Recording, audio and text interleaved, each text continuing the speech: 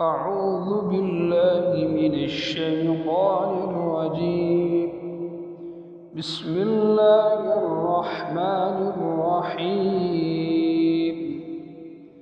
ألهاكم التكاثر حتى زرتم المقابر، كلا سوف تعلمون ثم كلا سوف تعلمون، كلا لو تعلمون علم اليقين لترون الجحيم ثم لترونها عين اليقين ثم لتسألن يومئذ عن النعيم.